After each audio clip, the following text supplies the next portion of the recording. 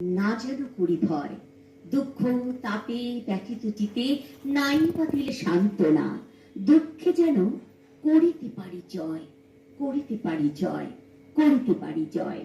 সেই ভয়কে দূর করে যারা জয় করেছে এবং শিল্প শিক্ষা সংস্কৃতির অঙ্গনে তারা শৈশব থেকে চারুকলার মধ্যে যে তাদের অধ্যাবসায় সাধনা আজও জারি রেখেছে, এমন এক ব্যক্তিত্ব, এক অনন্যা নারী যার বয়স কিন্তু 72+, কণ্ঠের মাধুর্য মধু অর্থাৎ কোকিল কণ্ঠে সেই সুরেলা কণ্ঠ কিন্তু রয়ে গেছে মেলোডিয়াস সিঙ্গার হিসাবে, কিন্তু কোথাও বয়স অনুযায়ী তার কোথাও হয়তো আরো আরো মনে হয় যে আরো যদি করতে পারতাম, আরো যদি সাধনায় থাকতে পারতাম। সেই ব্যক্তিত্বকে নিয়ে আজ উৎসারিত আলোর তরফ থেকে মুখোমুখি অনুষ্ঠানে 24 আওয়ার্স টিভি চ্যানেল, আপনাদের পছন্দের চ্যানেলে আমরা হাজির আর একবার সেই বিশিষ্ট শিল্পীকে নিয়ে, শ্রীমতী পুতুল ঘোষাল।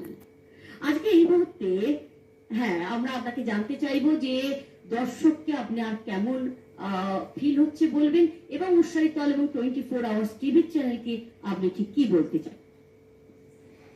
24 আওয়ার্স এবং উৎসারিত আলোকে এই আমার এখানে আসার জন্য ধন্যবাদ জানাই তাদের।